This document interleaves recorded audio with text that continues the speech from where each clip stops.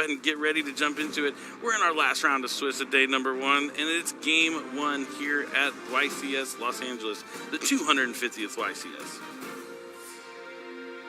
But now Kenny is on a Melffy Sprite kind of deck. Kenny, I believe, has been playing Sprite for some time. I believe he used this deck even throughout this past format where Tier Elements was so dominating. He was always on a Bestial Sprite strategy, so he's definitely an expert when it comes to the Sprite cards. We got 7. Once you see a 1, that's the best you can really hope for. And Snake Eyes coming down for Kenny. That's the second Snake Eyes we've seen today, and it didn't go well for the first one. I believe that was our Fluanderies duelist. Oh, geez, don't remind me. Yeah, that was rough. He had more level 1s on his dice than he did in his hand any of those games. That was the issue here. Lack of level 1s. All right, looks like Jonah is going to start things off. No Kashtira monsters coming down. He won the die roll, so not the ones on his side, but definitely unlucky start here from Jonah as he sets 1 and passes. Now, one of the best parts about Sprite is how consistent it usually is. Just being able to get a level 2 monster on the field can really get all your strategy online immediately. So we'll see if he has a way to do that. He's not exactly slamming this card on the table. A little bit of reticence, and he puts it back in the hand before deciding, you know what, nope, we're running it out there. It's Sprite Red. Yep, leaves with the red. Special summon Sprite Jet. That's going to let him add a Sprite spell or a trap from the deck to the hand. And considering now, it seems, on Sprite Jet. Oh, yeah. Appreciate that. Yeah, I'm just thinking of this. This is a little tough. If you do have a negation here, it better be something that actually gets rid of the monster. But even then, you're leaving your opponent with another level 2 up. And it is. It's Solemn Strike. It's going to keep the starter out of hand. It's going to take Jet off the field, and we'll see if Kenny has another Sprite monster to throw down. Yeah, Solemn Strike, one of the best counter traps in the game. Not one we've seen too recently, but strong enough here to cut Kenny off to make him just go to battle phase, attack for that 1,000. Really showing the power of trap cards like Solemn Strike. As you mentioned, having an effect negation that also gets the monster off the field, huge. And this is why we've been seeing things like Emergency Teleport in Sprite for the last couple rounds. I think adding the teleport along with Cipher and Gamma is just huge. Oh, yeah, just having more ways to extend definitely is really, really powerful. But now Jonah has a chance to draw something else. Decides to set a spell and trap card zone in the same zone as Kenny. Maybe you have to guess it's something like Infinite Impermanence. You at least got to be trying to get Kenny to think that it's Infinite Impermanence, even if it's not. Indeed. That's something I love about you, how it's grown throughout the years, that now the zone placement of all your cards, not only your monsters, but your spells and trap, is directly impactful into the gameplay.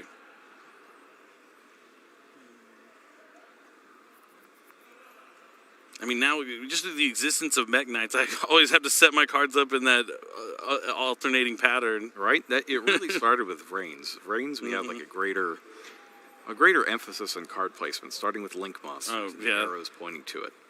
Certainly. Now we see a normal summon of Nimble Angler from Kenny. And now he's going to overlay those 2 monsters for a Gigantic Sprite and try to use the effect. Does he have another Solemn Strike? It is that Infinite Impermanence. So not a lot of action going on here in the game, but Kenny's definitely in the driver's seat. Now here's something notable here. He used going to respond by detaching for Zeus and then chaining the Zeus effect to itself just to get all those materials off. Yeah, the thing you absolutely can't have is your opponent coming up with their own Zeus with even more materials on it. Attacks for 3,000 here. And then heads into the extra deck. Oh, so yeah, he does play his own copy of Zeus. So that is definitely a heads-up play by getting those materials off. And then activates Triple Tactics Thrust. Now he has to set the card here. He can't add it to his hand because of Droll and Lockbird.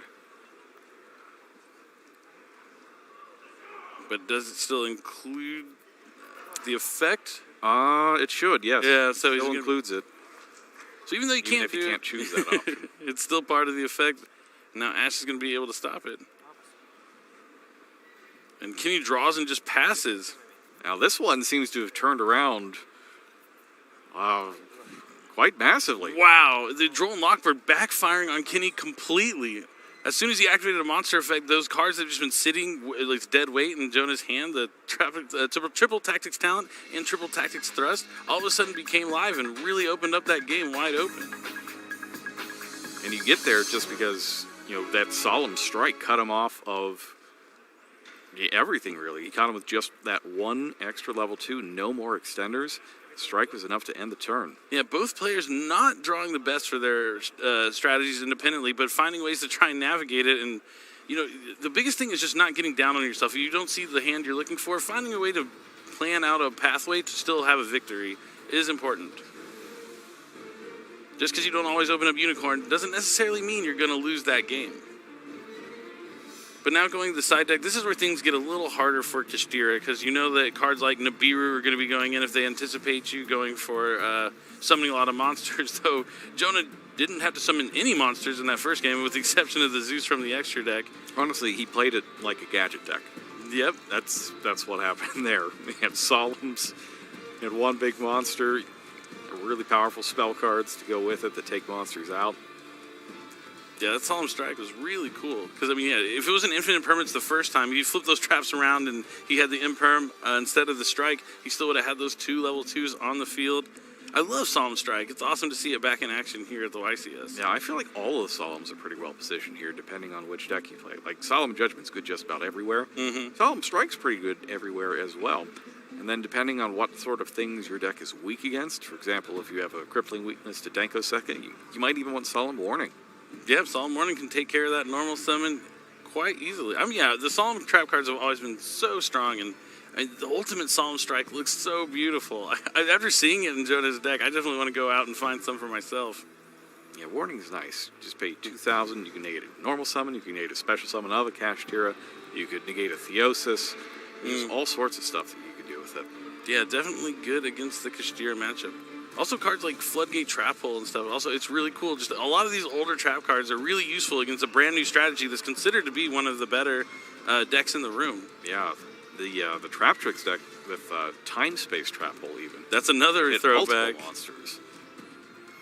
Yeah, I'm a big fan of Time Space Trap Hole. Now, the cool thing about Jonah's deck is he does play a lot of these trap cards in the main deck, so that means he's going to have easy cards to side out for maybe some going first kind of cards. As powerful as Strike and Solemn Judgment are, a little less useful when you're going second, as they're just going to be sitting in your hands. You got to take the turn to set them, so you can side those out for like some board-breaking cards, like Dark Ruler No More, which is my favorite side deck card against Sprite, because they're putting a lot of monsters on the board. Usually, red Carrot, you're going to be looking down totally awesome, or the Testudo Newman. Testudo Newman. Arat Newman, yep. I remember the Newman part now perfectly, but we'll have to see if Dark Ruler No More is going to be something that Jonah decides to side in. And cards like, Lightning Storm and Evenly Matched, also not too bad. Anything that can really clean up the board. Evenly Matched has been really big this weekend, even in main decks. That was a hectic game. Yep. One of the scariest words in Yu-Gi-Oh! Now is inter battle phase. Yep. Into battle phase. Yep. It is a good one. And now they are ready. They side decked, and we're going to jump right into it. It's game number 2 of our 9th round of Swiss. Is this going to be the last one, or are we going to have a deciding game 3 here in round 9? Let's find out. Ooh, Kenny draws Melffy, a Lancia, with Solemn Judgment, and a Smashers. You don't want to draw Smashers usually, because that's what you just want to grab from Jet, and just a setbacker from Kenny going first. It's not been good for the player who got to go first. Maybe those Snake Eyes were an omen. Could be. It happened to our Flaunderies player. Jonah leads off with Kashtira Fenrir. And he's already deep in tank, like, Oh, no. have to. And that's the thing. Like, if he's got the Birth, or if he's got Unicorn, that's just game. Yep, another Fenrir. Does he have anything else? Yep, this is going to add the Kashtira, so you can get Rise Heart. He's going to grab Unicorn.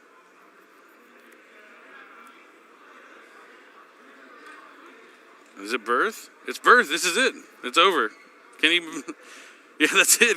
Kenny paid half his life in Solemn Judgment, and Jonah just summons 2 giant monsters and attacks her game. That's, A rough end to...